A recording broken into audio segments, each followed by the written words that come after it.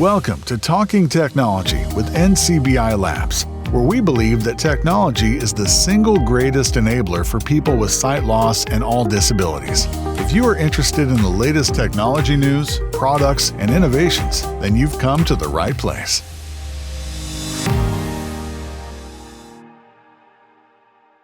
Now, hello everyone, and welcome to episode 25 of Talking Technology. Today is the 21st of February, but most importantly, it is Pancake Tuesday. So I hope every single listener is sat there with a big plate of delicious carbohydrates in front of them, because I've had about 5 pancakes and I do not want to be alone in my pancake celebration. I should probably introduce myself, since the Labs team have very kindly let me take over the hosting of the episode today. So my name is Adela Buliman and I work in IA Labs, which is a subsidiary of NCBI, and I manage the kind of digital accessibility projects here at IA Labs, helping companies be a little more inclusive with their websites and mobile apps. Some of you might know me from, I would have been in charge of, say, the Smart Hub project as well, which is the Alexa skill that NCBI built to help people access information about their services and library memberships and so on, while just using their voice. So I'm very, very glad to be on here today, and I hope you enjoy this episode. It's going to be a little different to usual. It's a special episode. Today we are celebrating the women around the world that pioneer for inclusivity and diversity in technology specifically. So I have a few very special guests on today, and I'll go to that in a second. But firstly, if you do want to ask any questions during the show, you can use the usual Q&A panel on Microsoft Teams, or of course, just send in an email to labs@ncbi.ie and someone will read that question and send that in then to me. Right, with all that said, my little intro said, I'm going to introduce my first guest. So today my first guest is Rebecca Rosenberg, who's joining us all the way from across the pond, I think. She's the Chief Executive Officer and founder of ReBokeh Vision Technologies. I hope I'm pronouncing that correctly. She can correct me if I'm wrong, but I think that's it. And if you do want to look up any information about that, the ReBokeh is spelled ReBokeh. There's a few videos I saw on YouTube and so on. So please look it up after the podcast as well. So hi, Rebecca, are you there? Yes, I'm here. Hello, can you hear me? Yes, I can. I'm so glad to have you on the podcast. I don't think my little intro gave you complete justice though. So do you want to tell the listeners a little bit more about yourself? Yes, absolutely. So hi everybody, my name is Rebecca Rosenberg. I am the founder and CEO of ReBokeh, and we are developing assistive technologies very specifically with the needs of people with moderate low vision in mind. The reason for this is because I have a moderate vision impairment myself. I grew up with vision impairment as a result of albinism, and pretty much found throughout my life that the assistive technologies that were available were not really appropriate for me. They had really been designed for people with significantly less vision who wanted to use things like Braille or really needed text to speech. But for someone like me who has a lot of good functional vision, and even enough actually to drive, it was not really appropriate. And so what we set out to do was create a technology that would help enhance existing vision instead of totally overpowering it. My background is actually in biomedical engineering. I'm from the United States, so I got my background in biomedical engineering at Bucknell, which is a very small school in the middle of nowhere in Pennsylvania, and then made my way over to Johns Hopkins University for my master's degree, which you may be slightly more familiar with. And spent a couple of years getting that degree, worked on some things actually in the mosquito and malaria control space, and then just about 6 months ago, joined the company ReBokeh full time. So super excited. Oh, thanks, Rebecca. That was a great little intro. Actually, I don't know a huge amount about education in the US, but Johns Hopkins, as far as I know, is pretty prestigious. I think if I've heard of it, that's pretty good going. So that's really impressive. Did you, when you started with your biomedical engineering, is this where you saw yourself going? Did you like want to kind of go down this route, or were you hoping for something else and then I fell into this, or had a certain passion for this? Yeah, that's a great question. So I actually, when I was applying to college, my goal was to be a neurosurgeon, which I don't know Wow. if I really hadn't thought that one through very much, because I think you need a certain amount of really good vision in order to be an effective neurosurgeon. There's a lot of small things that are going on. That's fair. I think there's a lot of big skills you need for neurosurgeons as well. Absolutely. So I ended up going to an event the summer before I started college, and actually learning about engineering for the first time. And I was suddenly captivated by the concept of innovation and building new technologies and creating new opportunities where there weren't any before. And so I ultimately, the summer before I started college, went back, redid my college applications, and changed my major and applied to engineering school, which is not the recommended strategy, but it did in fact work.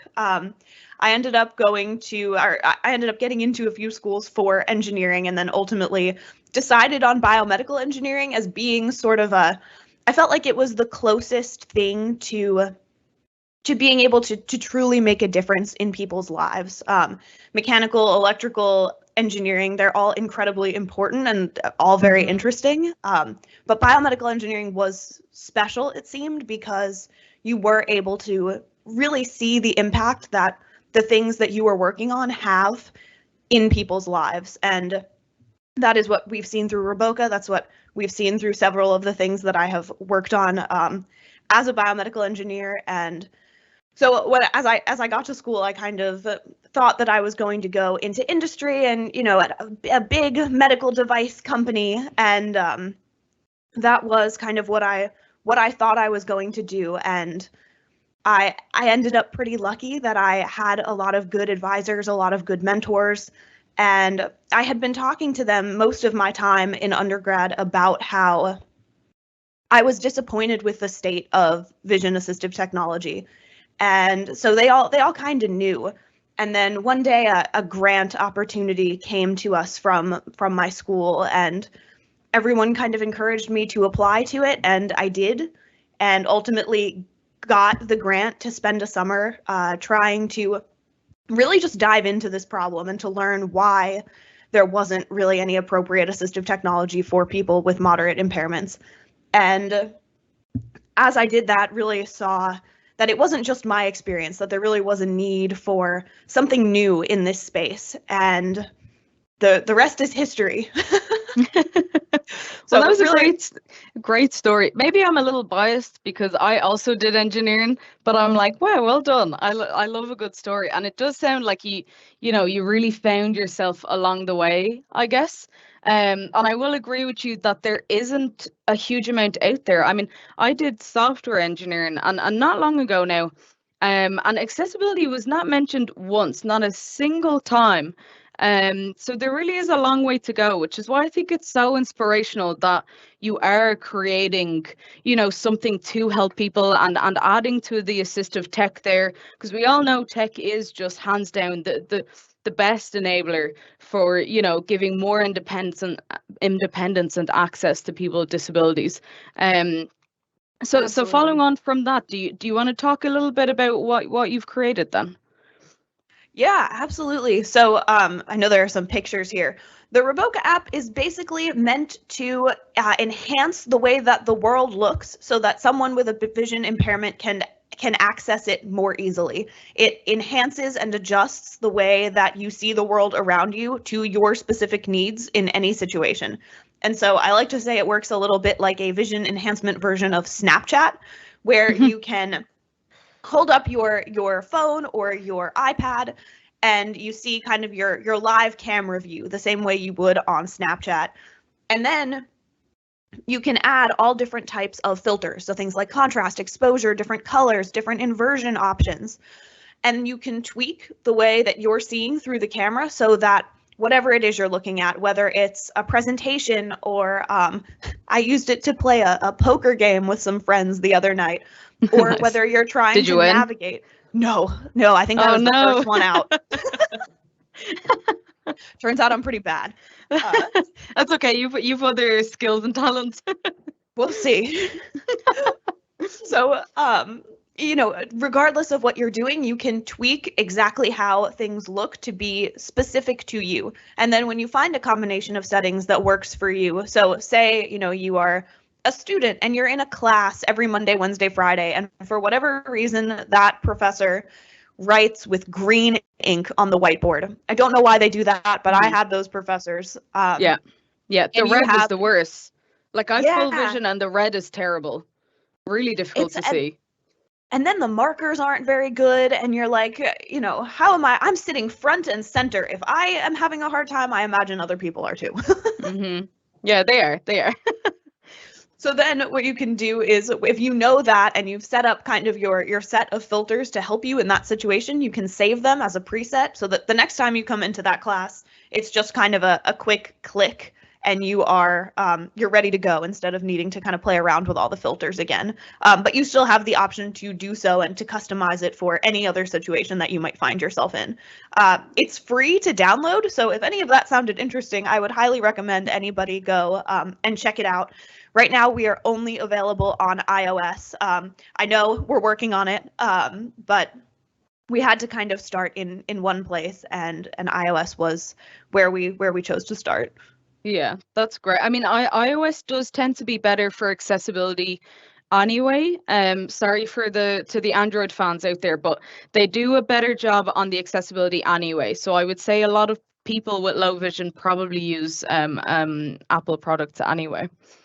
That is what we have found, exactly. And we do have on our website, you can go and sign up for our Android waitlist. That kind of just helps us know that there's interest in an Android version, and we can also reach out when there's news about the development of that version. That's a great idea, actually. That's a really good to see if the interest is there, and then go into the development. Exactly. The features sound great, though. They do sound a little bit similar to some of the features that are already on iOS devices. So what makes your app stand out? Like, what did you add? What was missing on iOS that you brought into this product? Yeah, so definitely, a couple of things there. The ReBokeh app includes additional features that things like Apple Magnifier doesn't, including different kind of color options. I don't know about other people, but when I was a kid, I was given these sort of plastic transparent films, and they were a color. And I was taught to kind of lay them over things I was reading or looking at, and just kind of adjusting the color in that way was helpful to me. It reduced glare. It helped to, sometimes it just made it easier on the eyes to look at something that was tinted red or tinted green. We found that a lot of people actually really like that. So that's something you can currently do on ReBokeh that you can't do anywhere else. We also really put a lot of thought into how we were setting up the user experience. Heard a lot of complaints about specifically Apple Magnifier in terms of the way that the user experience is set up. And what we really wanted to do was think about how someone with a vision impairment really truly is interacting with the technology at the most basic level. How can we make it as simple, as intuitive, as easy to understand, and frankly, as beautiful to look at as we possibly can? Something that we have always kind of seen and really wanted to avoid is that clinical feel that assistive technology tends to have. And I think that it's almost unfair because people with vision impairments are just normal individuals, and we don't necessarily want to have with us or use something that just feels like this really clinical medical device.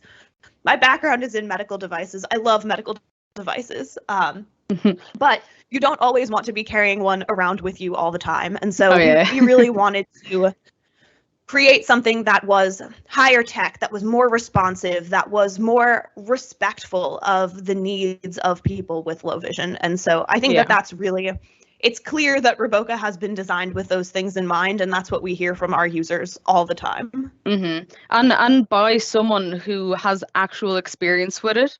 Because I do feel like sometimes there's products out there where it's someone with full vision researching how people with low vision see things and then creating something rather than including people with disabilities in the conversation and bringing the product that way. Exactly. Yeah, how does it work actually if you already have accessibility settings set on your iPhone? So if you already have a color inversion set, or do you recommend like turning off those settings and then just using the app? So it will work with any accessibility settings that someone currently has set up on their phone. If they have something like inversion already set up, it will just be kind of inverted by default. Because ReBokeh allows you to invert, you could actually use your phone's built-in inversion, and then if you needed to, because you're looking at a presentation and maybe you've got to look at a face or something, you could actually uninvert. You could or double invert, which would then uninvert. And so it would actually. Exactly. So yeah, it all still works. It works with voiceover, and that was something that was really important to us, was that it, again, just fit in seamlessly to the lives of people who already have a lot to deal with. Yeah. Is it targeted towards people that would use voiceover, or is it more for people with kind of lower to moderate vision?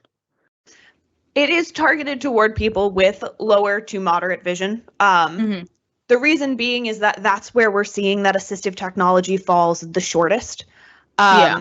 Because those are the people who really just need something to help enhance the world, or help enhance their vision just the tiniest bit, as opposed to your maybe average voiceover user who has significantly less vision. With that said, we have a lot of very heavy voiceover users who really like using ReBokeh for just very small tasks. Looking for certain buttons on the microwave, or playing a board game, or reading something that's really small. And so it's been designed for this moderate impairment population that really has been totally unserved. But in doing so, we've also been able to aid people who are much closer to blind, or who are totally blind. And also we have found that older adults with just regular age-related vision loss also enjoy using ReBokeh, specifically because a lot of products have become just significantly less accessible even to a normal person. My mom tells me all the time how she uses it to look at her cosmetics bottle. She's like, I don't know what they're thinking, but the box is gray and the text that they put on it is light yellow, and it's just so low contrast I can't see anything. So as the world shifts toward being less accessible for everybody, I think this technology will become even more important. Yeah, absolutely. I think that color contrast is a massive one, and it's really not implemented from like the brand guidelines side of things. Like, people are creating their brand and they're like, oh yeah, and then they don't think about the fact that people do just see better with higher color contrast. Is that something you made sure to kind of implement, like say on the buttons in the app, or things like that, to make sure people could see the buttons? Oh yes, absolutely. Something that we did also include was the ability to adjust the size of the buttons. So great. Even for people who have some mobility challenges, or who are need to see them bigger, or maybe you have a bigger screen and it's just helpful to have them be larger. That was something that we wanted to implement too. we're also working on a lot of additional features that we're super excited about. I like to be clear that this is ReBokeh V1, and we are super, super excited about all of the things that we're learning from user interactions with ReBokeh V1, and we can't wait to show you some of the things that we're working on for some of the next versions. Yeah. Can we get a list of the future features, or? If I told you, I might have to kill you. Oh, damn, I really didn't want to die today, so I guess. No. I can share that we're working on some using some AI to help enhance the user experience overall and minimize the time that people are having to kind of fiddle with all of the different adjustments. That much I can say at this point. You mentioned the presets for like filters and stuff, which I find really interesting. Is that like based on, like, does it pick up what you're pointing at, or is it just a general preset for like everything that you would point at? So the presets are generated by the individual user. So you go into your class, you kind of set up ReBokeh for, that professor that writes in red or green ink, and then you save that set of settings because you know that works for you back in that class. What we really didn't want to do was be prescriptive with the types of filters and types of suggestions that we made, which is why we've kind of gone the machine learning AI direction, as opposed to just saying, hey, everybody with albinism, here's a set of some presets that we think that you should use. There are a lot of problems with that approach. One just being that, as somebody with albinism who knows a lot of other people with albinism, we all seem to want very different things in even exactly the same situation. And so in order to really, again, have that respect for the individual person and their very specific needs, and instead of saying, hey, we think you need this, I know what you need, you want this because you have this condition that I've, spent maybe 20 minutes looking on 100%. Yeah, no, and I think sight loss conditions especially seem to be like extremely varied. You could have like 20 people with the same condition and they will just see things so differently. Like there'll be like pink text on a purple background and someone will be like, yeah, I see this perfectly. And I'm like, all right, okay. Like you just never know. That has been one of the most interesting things that I think we've learned through this work is that, I was on a Zoom call with somebody who has albinism the other day, and I live and die by white text on a black background. That is the best thing you can do for me. I love that. All of ReBokeh's investor slide decks are black with white text. And this person I was talking to was like, yeah, everybody likes this inverted white text on a black background, and I just can't stand it. It just doesn't help me at all. And I was like, this is why we enable people with all of the features that they could want, and then allow them to tell us what they want to do with them. Yeah, that's really, really great. I'm very impressed with that actually. What's the range actually on like the different colors you can choose, or like how broad are the possibilities in the app? Yeah, we provide a really full range of, a full range of customizability. You can pretty much scroll through the entire color spectrum on the ReBokeh app and put just about anything over top of kind of what you're looking at. We also provide another option to either increase or decrease kind of the saturation of that color. So, maybe you decide you want blue, but the kind of default blue is very, very blue. And maybe you just want a little bit of a hint of blue for whatever reason. Maybe it's what you're looking at. Maybe, there's some visual clutter in the background that is that color blue and you want to kind of help cancel it out. That is something that we've kind of created to enable people to do. Contrast lets you go up, pretty high or leave kind of the baseline camera contrast. Same thing with exposure. We also allow people to adjust, have kind of actually full control over the adjustment of how bright their flash is. So maybe you're in a dark restaurant and you don't want to be the person with like concert flashlight kind of going over in the corner. So, but you need a little bit more light, and so maybe you just send up the flash slider just a little bit, and you just get a little bit of extra light, but it isn't necessarily drawing that same amount of attention to you.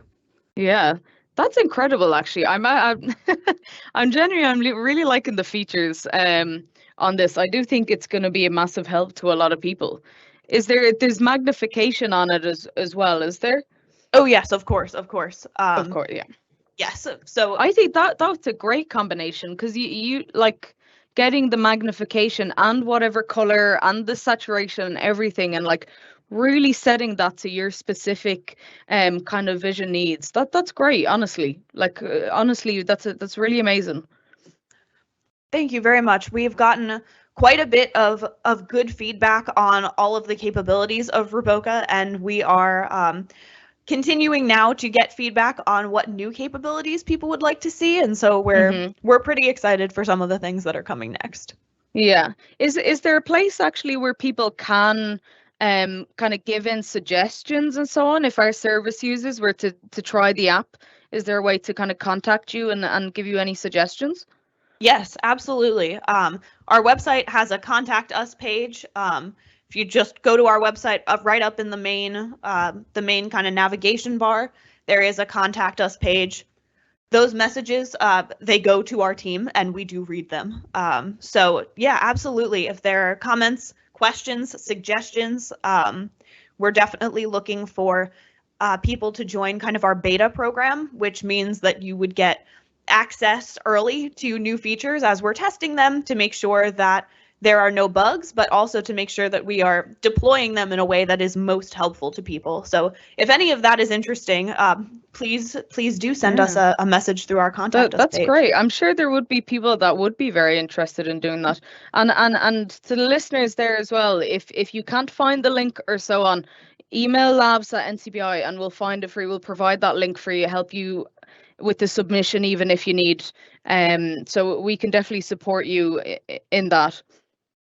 Hey, Rebecca, I'd love to hear a little bit more about the journey you've been on, almost, because this is a bit of a success story, right? You had an idea and you were like, I'm going to do this, and you've kind of made it. So I'd love to know, like, you got the idea. What did you actually do next to make this a thing and make it happen? Yeah, absolutely. It is a long story, and it has been a really, really fun ride. I've learned so much about myself, about other people with vision impairments. I was, I think, 22 before I met another person who had a similar vision impairment to me. And most of that has come through the work that we've done. So I think I mentioned a little bit earlier that ReBokeh really started based on a grant that I got in undergrad. It was like a few $1,000s to live on campus over the summer and work on a project. And ultimately, what ended up happening, I was a junior in college, which means that I was about 21. I was in my third year, going on my fourth year. And all of the people who were supposed to be kind of watching over me to help kind of, make sure I was doing what I was supposed to do, because I was only a student, right? None of those people really realized that it was their job to be kind of watching over me. And so I ended up pretty unsupervised over the course of the summer. And to this day, I look back and it's kind of funny. But I think that that's really the best thing that could have happened, because I had full range to explore anything and everything that I wanted to explore. And I think the lack of I guess helicoptering that was happening helped me to explore as broadly as I possibly could. That's fair. No one likes to be micromanaged, so I'm with you there. Exactly. And so ultimately came up with the idea to kind of do ReBokeh as a smartphone app, because a lot of the major problems with assistive technology today are the fact that they're really large, really bulky, really expensive, difficult and complicated to learn to use. And we kind of realized that it would be possible to get around a lot of those problems if we just took advantage of the smartphone that people already had with them. It was also, a situation where smartphone cameras are so good that it is incredibly expensive to put even half as good a camera in a different device. And so if we were to make use of what people already had with them, we could, you know, it wouldn't be another thing that you had to carry. It wouldn't be as bulky. It would be significantly less expensive, like orders of magnitude less expensive. And it would also allow for this full range of customizability that we've been talking about. And so I, being a biomedical engineer, I was like, oh, you know, I'm an engineer. I can code an app. This won't be an issue. And I think I spent one full day in my dorm room on Xcode and realized very quickly that I was not going to be the software engineer in charge of this work. That's fair. I'm a software engineer and I don't think I could build an app, so it's okay. It requires a certain skill set and a certain attention to detail that just doesn't happen in my brain. And so ultimately kind of decided that I would need to bring someone on to do that work, which yet again, another thing that I think was the best thing that could have happened to me. So ultimately what I did was actually mock up on PowerPoint exactly what I wanted this to look like, all the functionalities I wanted it to have. And I went on what became like an 18-month search for somebody to actually build the thing. And at the end of the summer, you have high standards. Well, it's somewhere in those 18 months there was a global pandemic, and so okay. 18 months during COVID doesn't count. Yes. So by the end of the summer, I had really just a back of the napkin idea, and my university took a little bit of note of what I was doing and the story associated with the fact that I was really at that point building it for me. It was about fixing a problem that I had. And so they kind of pushed it out to some local media, and I did a couple of interviews. And after I did these interviews with, again, like a PowerPoint slide of what I kind of wanted this to look like, people were reaching out to me from all over the place. And I went to school in the middle of nowhere. This was a really, really small local area. And just the extent of people who were reaching out and asking when this would be available and what it was going to do and who wanted to be involved or provide feedback, I kind of realized in those moments that this was real, that this was something that people actually needed and something that I really needed to continue and to do. And so after that summer, I went into my last year of undergrad and just kind of continued to work on it, looking for someone to build the technology, looking to talk to as many people as I possibly could, people with vision impairments, people who had business acumen, ophthalmologists, optometrists, low vision technology people, everybody that I could possibly get to listen to me, I talked to about ReBokeh and about what I wanted us to do and be. And ultimately, you know, things continued to work. We won a couple of student pitch competitions, so we had a little bit of money to spend on some things. Then the pandemic kind of happened, and there was a lot of craziness. I was one of the people who was kicked off of my campus as a result of the pandemic. Oh, no. So missed kind of graduation, you know, all of those things. And so the world kind of went up in flames, and I was like, okay, you know, all I can do is continue to talk to people and continue to connect with them and share what we're doing and seek out that support and that help. And between the people at my undergrad who were incredibly supportive and these new people that we were meeting, I ultimately got connected with Jacob, who is our CTO and who ultimately built from scratch the entire first version of the ReBokeh app. And again, in that spirit of wanting to really make sure that we were creating something that was valuable and useful and that took into account the perspective of people with vision impairment beyond just my own personal experience. We started a beta test with about 100 users. So we went out and searched for people who would be interested in kind of testing out the first version of this. And we sent the first version of the app out to them. And over the course of about a year, just consistently got feedback from them, iterated on what the app looked like, what it felt like, how it worked, what features were included. what the UI experience was, what the user interface looked like, and ultimately got it to a point by about June of 2022, so 6 or 7 months ago now, where we really felt it was in a good place to go out to the world. And in June of 2022, we kind of sent our baby, kicked it out of the nest, and put it up on the iOS App Store. And since then, we've had thousands of downloads of ReBokeh in more than 70 countries all over the world.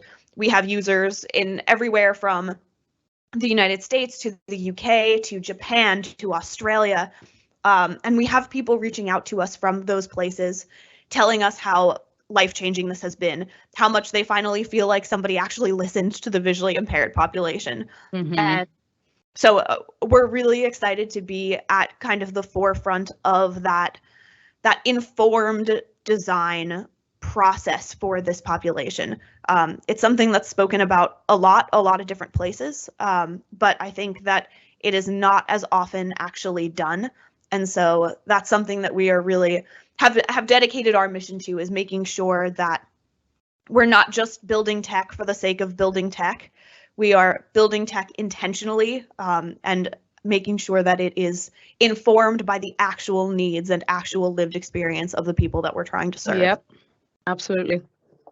That's an incredible story, honestly. You know what you've done in a few years, and it's honestly, it's that passion that's going to actually, you know, change the world, and get inclusion and diversity at the top of people's lists.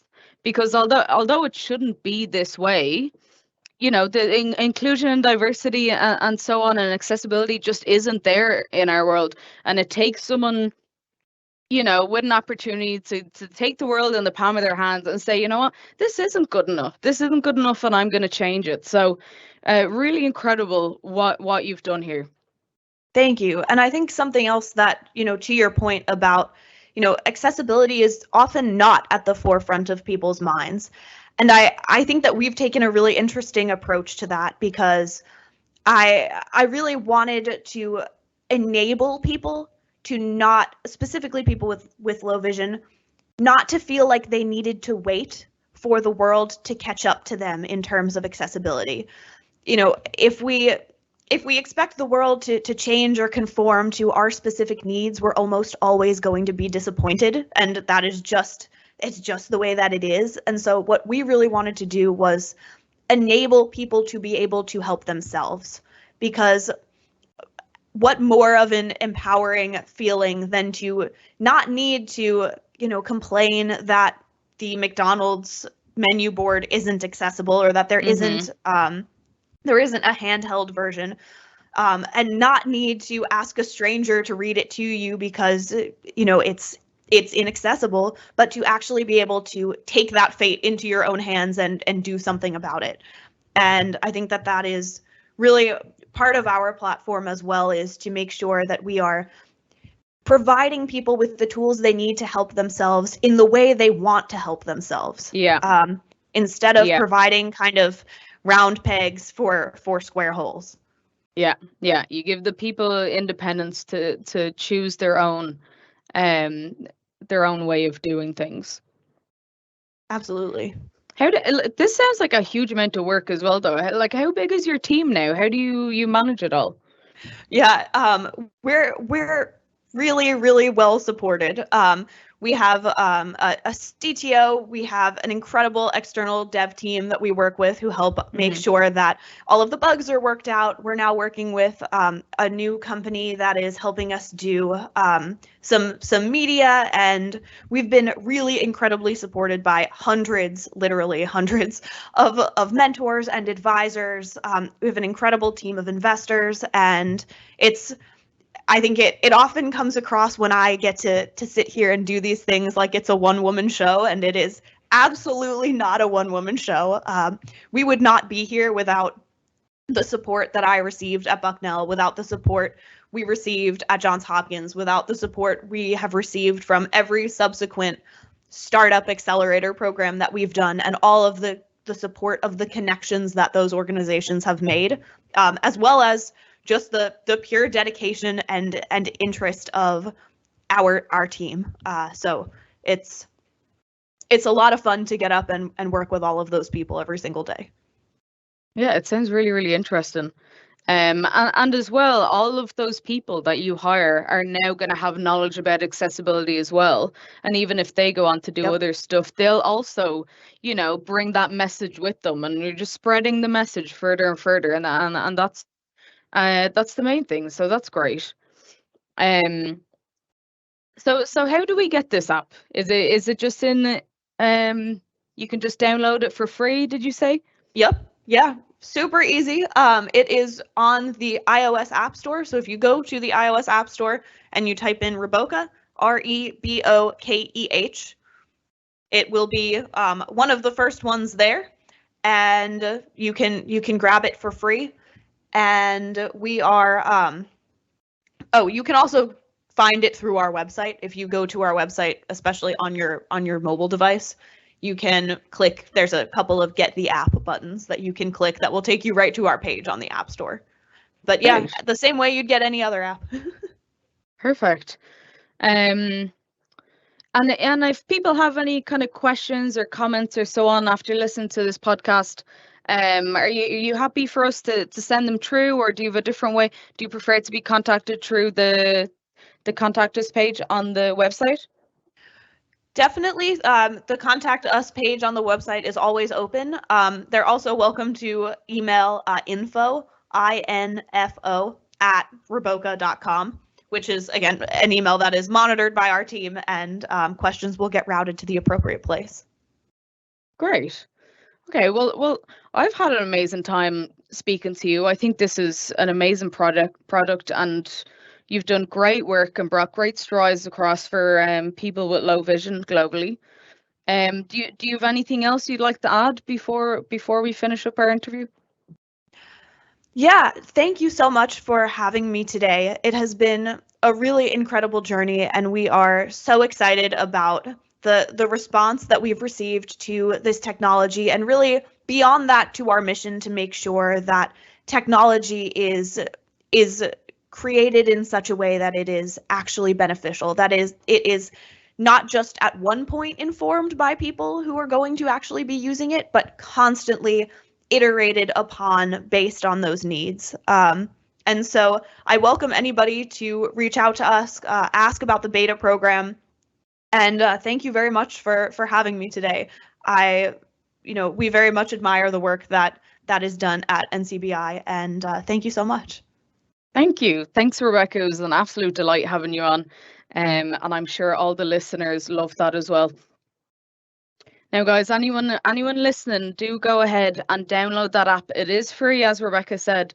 So have a look around, see if it's for you, and do drop some comments and suggestions, good feedback, bad feedback, whatever you feel, because this is an ongoing project, as Rebecca said, and they would love a bit of feedback and a few more users. So do go ahead and download that. And of course, if you can't find it or anything like that, you need help, do email labs@ncbi.ie and we'll give you a hand. Now, my next guest now is Diana Penamora. She works in IA Labs as well, and she's probably one of the most qualified people in digital accessibility in Ireland. And I'm not exaggerating. She supports organisations and companies all over Ireland in becoming more digitally accessible and learning more about accessibility. So welcome, Diana. Hello, can you hear me? Yes, I can. How are you? I'm very good, and good afternoon to all the listeners. Great to be joining the podcast today. Nice. Would you like to give a little bit of an introduction to yourself as well, and your kind of role and what you do in IA Labs? Sure thing. So, my name is Diana Penamora, like Adela said, and then I would work over in NCBI's subsidiary company, IA Labs. And then in IA Labs, I'm on the QA team, that's the quality assurance team, as a tester. And then I'm also our content manager. And then I've been in IA Labs for I think a year and a half now. And then I've been like contributing to our just our content in general since about March last year, I think. Great, it's great to have you on. And when it comes to your testing and QA, what is it exactly that you're testing usually?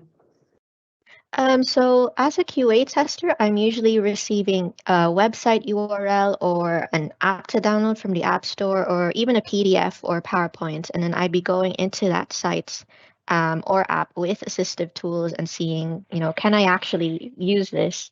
If I turn on my computer's magnification tools, can I still see everything on this website? Or if I'm only using a keyboard, can I still go through all the buttons and links and forms? Or even, can I turn on the screen reader on my phone and use this app or read this document with no issues? And then these tests would be called an accessibility audit. And then as well as those tools, I'd also be auditing against the Web Content Accessibility Guidelines. So these are the international standard for digital accessibility. And then the 78 guidelines in the WCAG, they would be covering every disability. And so, the audits the QA team and I are performing would therefore cover all the disabilities as well. Great. And in terms of content, what kind of content do you upload for IA Labs? As the content manager, it'll be, firstly the usual social media haunts. IA Labs has a Twitter and a LinkedIn account that I'd be keeping an eye on and posting to every so often. And then we also send out a newsletter every month to anyone who wants to read it. But the real pride and joy of of our website would be our blog posts.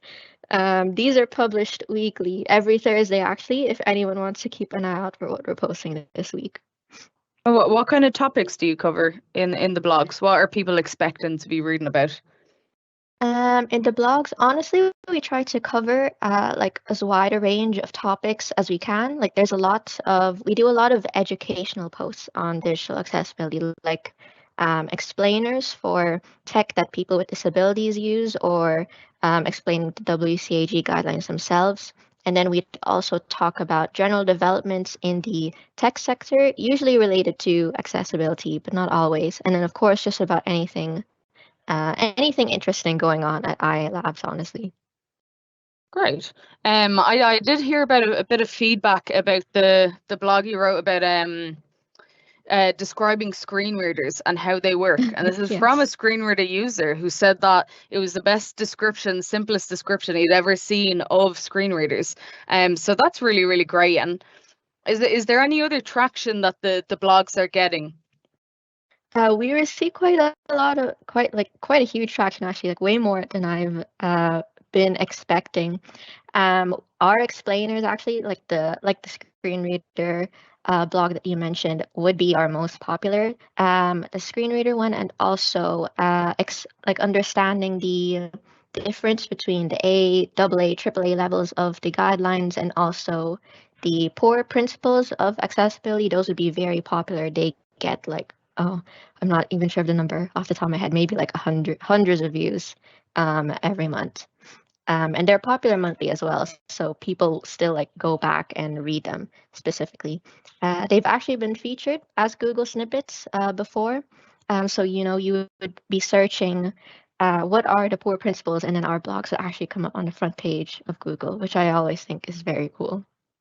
That is very cool, absolutely. And I heard they're nominated for an award as well. They are, yes. So at the National Digital Awards, these are run by Digital Business Ireland. We're actually up for education websites every year for our blog posts. So that's really great. That's a huge honor, actually. And then as well as the National Digital Awards, we're also up for a few Spider Awards, some nominations there. IA Labs for Small Agency of the Year is the big one, I think I want to mention. Wow. The Spider Awards, for anyone that's not doesn't know, are the most prestigious digital awards in Ireland. So it's really, really great to be nominated.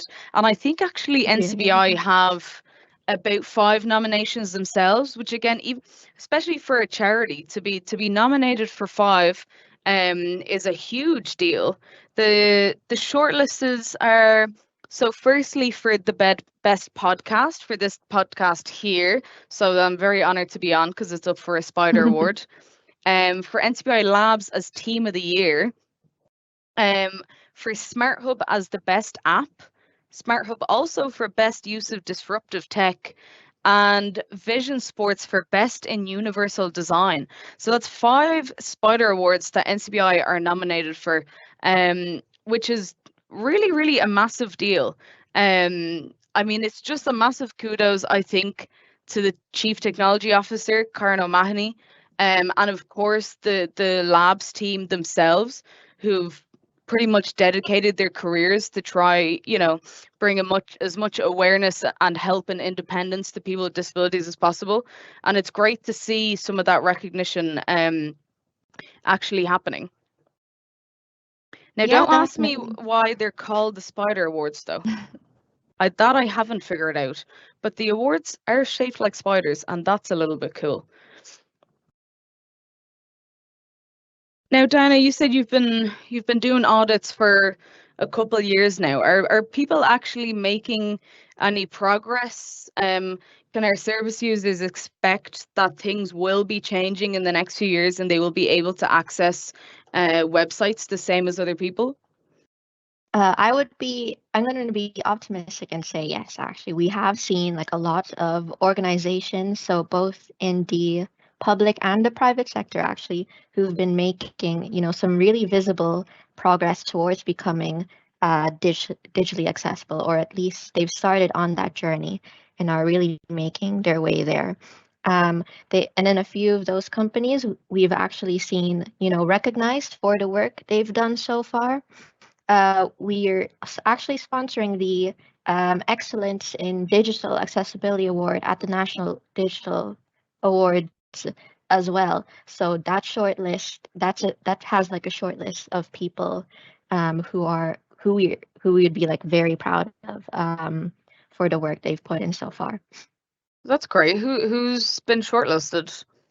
On the short list, it's 5 organizations. So these are the National Disability Authority, that's the NDA, who I'm sure everyone here has heard of, the PRM Assist app, Discount Health Store, Davy for Davy.ie, and then New Graphic for the Uterus Naguelta website. So these are all people who have put in huge amounts of work to be digitally accessible. So, I'm very, very proud to see them all nominated for this award. Yeah, it's very, very nice to see companies actually taking it upon themselves, especially I think ones that are not covered by legislation, like the kind of private sector, who don't need to, but are trying to make a few strides towards being more inclusive. What is the biggest barrier, in your opinion, from companies not being digitally accessible? Like, why isn't everybody doing this? Honestly, I think it's because a lot of people just don't know what digital accessibility is. I think you mentioned earlier, actually, yeah, I also graduated quite recently from an engineering degree, and we weren't from a software engineering degree, and we weren't, nothing about digital accessibility was mentioned in our classes. So it's honestly not that much of a surprise to know that a lot of developers and web designers and content creators have. It's no surprise that they haven't heard about it either. But IA Labs, we are trying to, raise more awareness about the fact that digital accessibility is a thing, and having it makes a huge impact on people with disabilities. Yeah, we are definitely trying to advocate for people as NCBI are, across organizations across Ireland, to try get them to put in this effort to become more digitally inclusive. Because, as the labs team have done great work in training people how to use screen readers and braille and all other sorts of assistive tech. And then people find themselves on websites where it hasn't been coded to be compatible with this assistive tech. So it has to come from the companies, and that is part of what NCBI and IA Labs are on a mission to do, to get that awareness out there. I'm actually going to be making a speech in Belfast in 2 weeks at there's a Google Global program for women in tech, and I'm going to be going up to the annual summit there and making a speech about Northern Ireland's digital accessibility and how people can take a few more strides towards becoming more accessible. That's really great, Adela. Definitely looking forward to hearing what your speech is about. Is it just about general digital accessibility in Northern Ireland, or specific industries? Or can you tell us anything more about it? So it'll be around the kind of pinnacle sectors in Northern Ireland. It's going to be about education,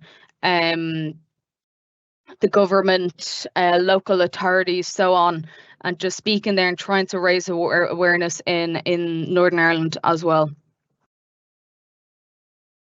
That sounds like a great, definitely an interesting speech. And it's specifically centered around women and tech, is it? Yeah, the program itself is about women in tech. Now, I think we're coming up to the end, but it's been great having you on, Diana, and Rebecca as well, if she's still there. Two just great pioneers for inclusion and accessibility in the digital world across the world, and it's been great to have both of them on today. So thanks everyone for you're welcome. Thank you. So thanks everyone for listening to another episode of Talking Technology. I hope you enjoyed the show. And from next week on, you'll have your usual hosts back with lots of interesting topics coming up for you in future episodes. The next episode is going to be looking at products such as the new Apple Watch Ultra and the Samsung Galaxy S23, and finding out how accessible these devices really are. How good are they to use?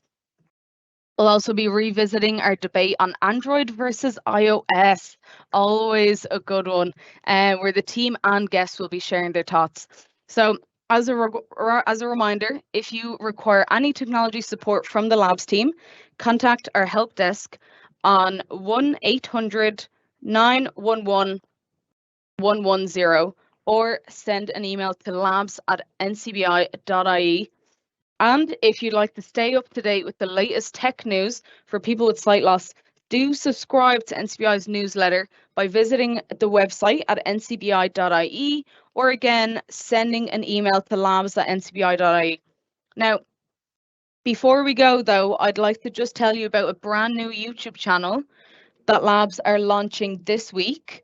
The channel features great tech content for people with sight loss, including this award-nominated podcast, tech teacher videos, and reviews of all the latest gadgets. So if you're looking for informed tech content from the perspective of people with sight loss, do go and look up NCBI Labs on YouTube and do help spread the word as well. Let's get a bit of traction. So thanks again for listening, and we look forward to having you back in 2 weeks' time for another NCBI Talking Technology podcast. Thanks for listening to the Talking Technology podcast with NCBI Labs. If you would like to support our show, you can visit donate.ncbi.ie.